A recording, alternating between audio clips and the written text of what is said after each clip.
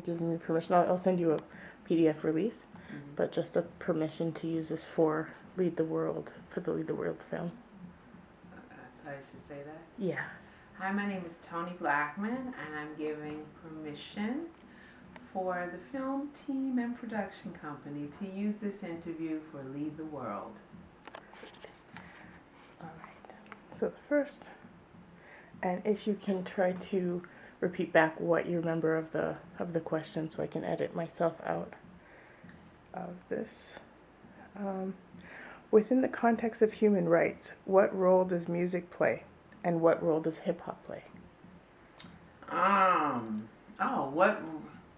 So within the context of human rights, music and hip hop play a very critical role because musical has the power to be very functional in our lives. Although many people think of music as entertainment, music is actually much more than that. Music is a salve for many people. It's like medicine. Music is an influencer. Music can shape and direct a thought and conversation. Music can calm the soul, excite the soul.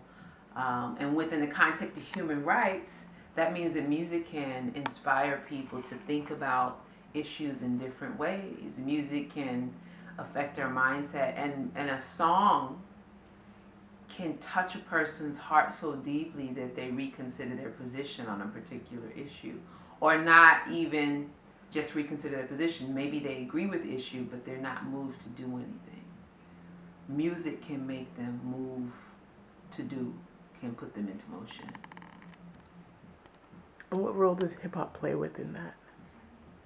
I think hip hop, within that context of human rights, hip hop, because of the nature of rap, because of the 16 bars or 12 bars, whatever it is, the storytelling, hip hop can educate in a very deep and profound way, because there's the space within a verse to include so many facts and so much information, and to do it in a creative way that relies on storytelling techniques and performance and flow, as well as emotion, to move a listener. I think because hip hop is such a global phenomenon, and because hip hop is so huge around the world as an influencer, I think it's got to be the most powerful tool that exists artistically.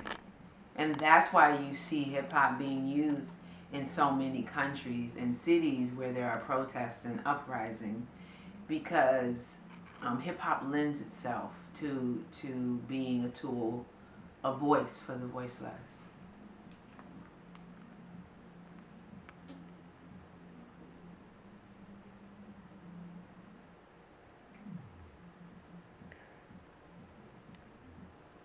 Do you feel that most American hip hop artists are ignorant of their impact on third world youth, particularly in terms of the culture itself, but philosophy and sexual expression? Oh, okay. I've traveled extensively, right? Like to about 40 different countries, and I've spent a lot of time on the continent of Africa. And one of my biggest lessons was realizing just how impressionable the rest of the world is to American hip hop, particularly young people, and how American artists underestimate their power and the power of their words and the power of their music, and what they take at face value as being entertainment, someone else takes to heart as being reality. And so you will find young people who have this twisted idea that this person in this music video is actually living this what they're rapping about. While meanwhile, this person in the music video says he's an actor, just like the people in the Godfather movie. Whatever, this 12-year-old kid does not have the skills to discern you from this character in a movie. This 12-year-old sees you, it penetrates his or her mind, the visuals are imprinted to his or her memory, and then they start to respond to life according to this reality that's being presented. And for me, it was one of the saddest realizations that I made during my travels. It is how many hip hop artists from America don't get it. They just don't get it. They don't get their power. And they misuse the power because they don't get it. And then the ones who do get it and don't give a damn because it's profit over people. Because the money's more important than the morals in their soul. Because they value material success more than they do human life.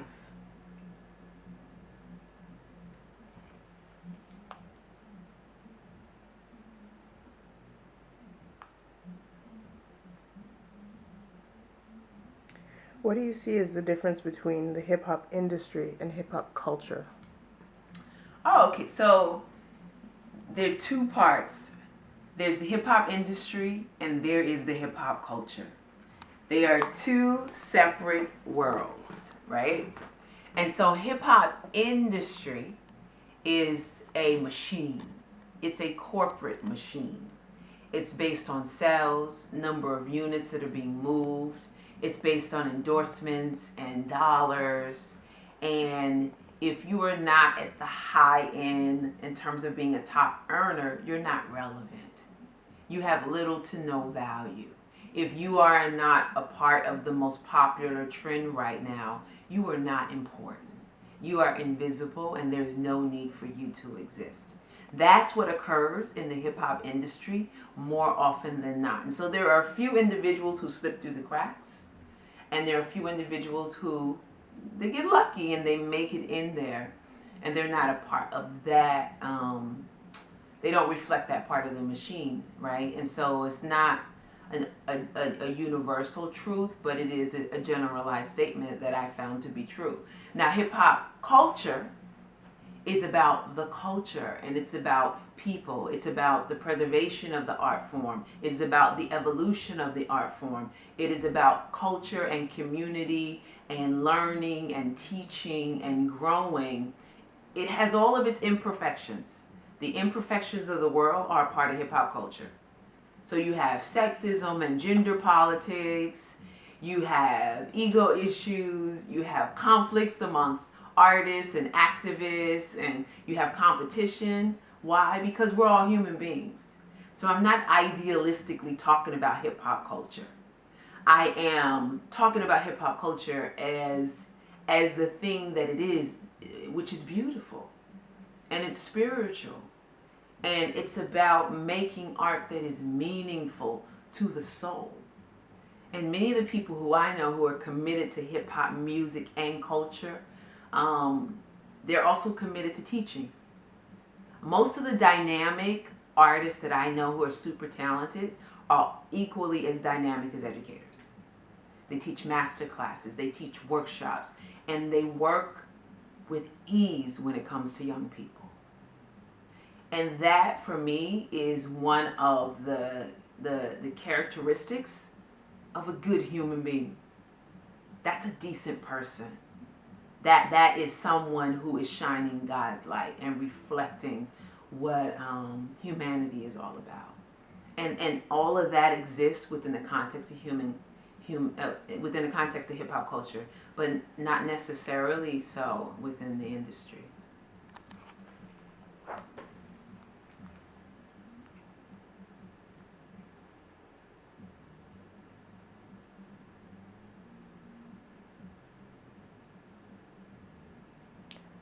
Let's see here. What is women's role in hip hop? Women's role in hip hop. I think a woman's role within hip hop, in terms of we women in hip hop, is to identify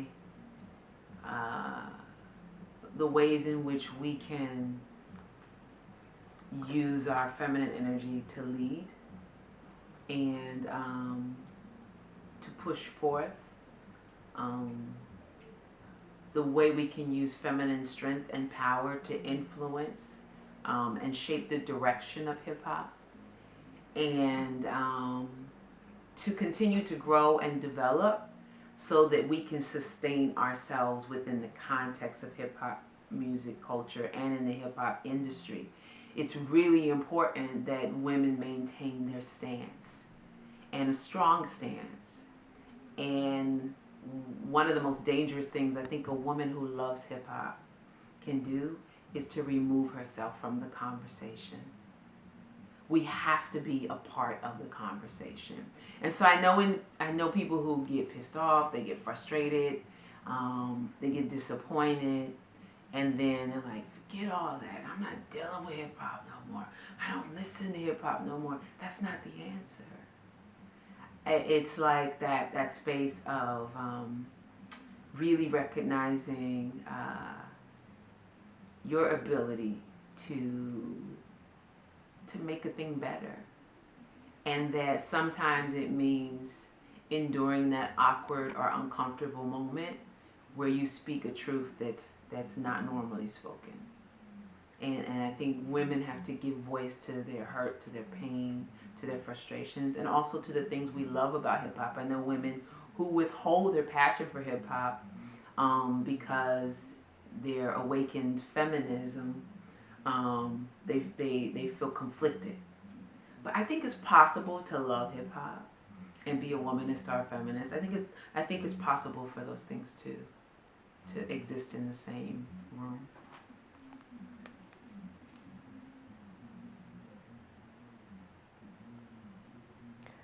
How do you feel that young women around the world are being affected by hip hop culture, and do you think that they're more vulnerable than young men? I think both young men and young women are being affected by hip hop culture all over the world. And we hear a lot about what's happening to young men, particularly with the police killings and the violence that's being perpetrated against men.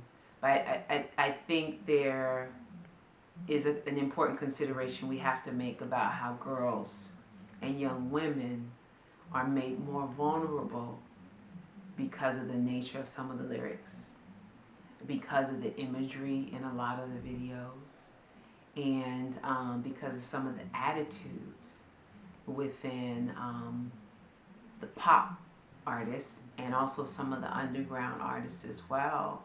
The male attitudes where the life of a girl is seen as not as important as the life of a boy, and where a woman's independence and freedom and liberation is not taken as seriously as other struggles that we may have, whether it be around race, sexism, or environmental issues. Too often, women's issues men aren't taking a stand for women's issues. Meanwhile, where did we all come from? We all came from a woman, and that's just a fascinating thing to me. Like, you came out of a uterus, a womb, and yet you don't think it's important to help heal wombs, and you don't think it's important to make sure a woman's womb is safe and to take care of women. It's just such a contradiction.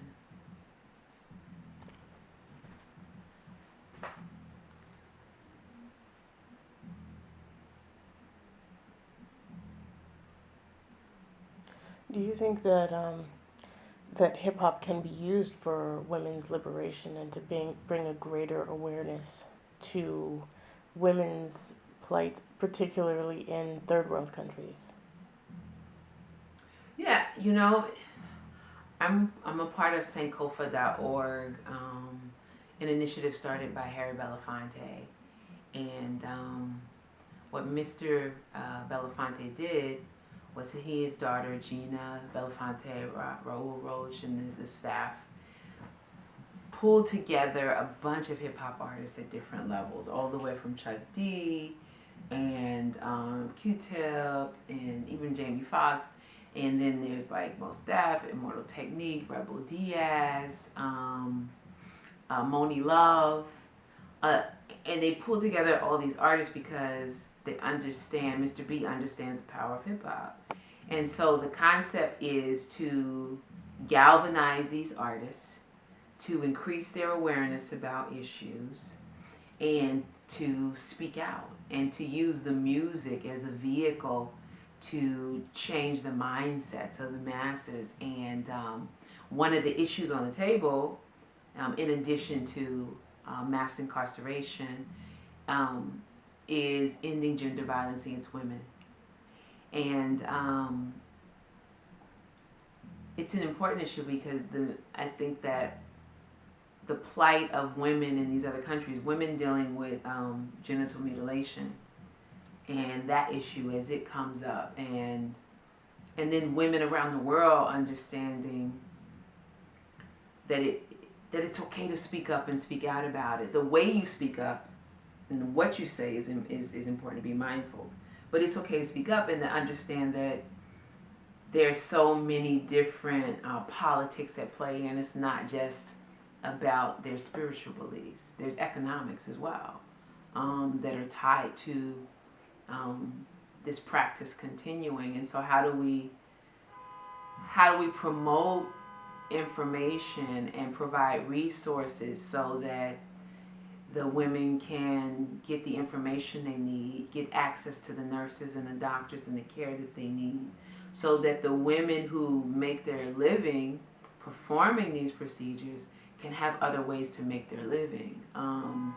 I think that there's so many things that we can use hip hop do to call attention. In the Congo, where you have this ongoing war against, and where women are being used as war weapons. How do we protect these women? That one of the best ways is to get the world to make a call to action through a song, and to get the world to learn more about it and to pay attention to it. I did a project in Kinshasa with Congolese artists, and called The Invisible Woman. And one of the beautiful things about doing this video is that every time I show it, there are at least 5 or 10 people in the audience who say, I didn't know. I didn't know. And I'm like, how do you not know that hundreds of thousands, maybe millions now, of women have been raped, brutalized, sodomized, had their organs damaged, and systematically raped? How do you not know that a mother, a granddaughter, and a daughter all raped? And I think hip hop, through hip hop, we can get people to know. Like, awareness is everything, particularly in this information age where we're bombarded with so many different things. And you turn on the internet and there's this and this and there's that. How do you get people the information? Play a hot ass beat and spit something hot and have a nice melody that's catchy. Well, people will check for it. Add a nice visual to it in the video, then we're talking. And then you've got people who might not read a book listening and thinking and feeling.